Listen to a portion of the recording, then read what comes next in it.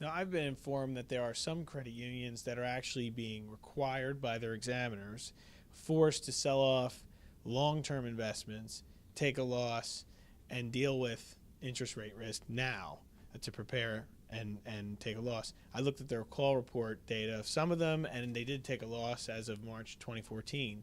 Is that something that the agency is doing that you were aware of? And if so, is that an appropriate action at this time? Well, first of all, I don't know about any individual credit union, so it's hard to speak on a generic term. And if I did know about it, I couldn't talk to you specifically about a credit union.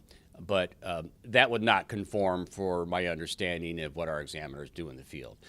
When you have something, whether it's credit risk or interest rate risk, our examiners will have those direct contacts with credit unions, show them the entire balance sheet, and indicate where it's necessary that they make some adjustments. But it's always up to the credit union to decide what are those assets or liabilities that they need to adjust. That's going to be their choice. I do not believe that an examiner is going to pick out a particular asset and say you have to sell or buy that asset. That's the management of the credit union. But if you're overloaded on one side of the balance sheet, being able to, again, look eyes wide open of what that balance sheet looks like and make the management decisions to bring that into safety and soundness parameters is part of what the examination process is all about. So specific investments, you don't think that's something that they should be doing or are doing, but more broadly, that is appropriate.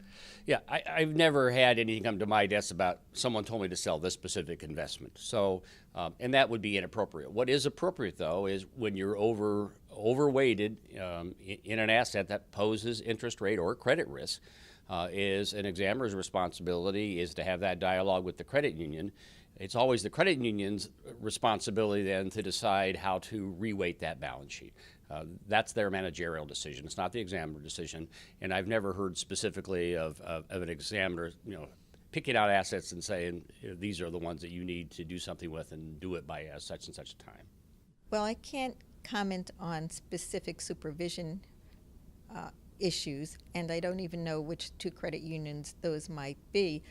But we are very concerned about credit unions that are holding too much risk on their books as far as interest rate goes. And so in some cases, it wouldn't surprise me if examiners had suggested to the credit unions that they need to take a look at their portfolio and make some changes. I don't know if they told them that they need specifically to sell off certain securities, but that they just need to recalibrate the risk on their books. So I'm not familiar with those two situations, but it wouldn't surprise me if there were some very serious discussions, because we are concerned that some credit unions are holding too much interest rates on their books and are not making the commensurate adjustments. We know interest rates are eventually going to go up. I know there are some out there who've said, well, you've been saying that for a long time, and we have. But interest rates are at historically low levels. We know they're going to go up. We just don't know when. And it behooves credit unions to be prepared for that. We don't want the industry to lose credit unions because with all the warnings we've given, credit unions have chosen to ignore them.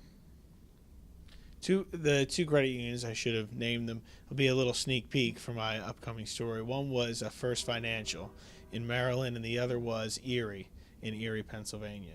Those were the two credit unions.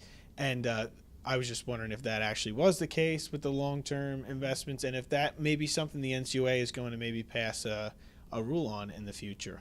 Well, we do have a rule on interest rate risk on the books, which requires credit unions to develop a policy to consider the risk and to make sure that it's within viable parameters. Some credit unions have not done that or have made faulty assumptions.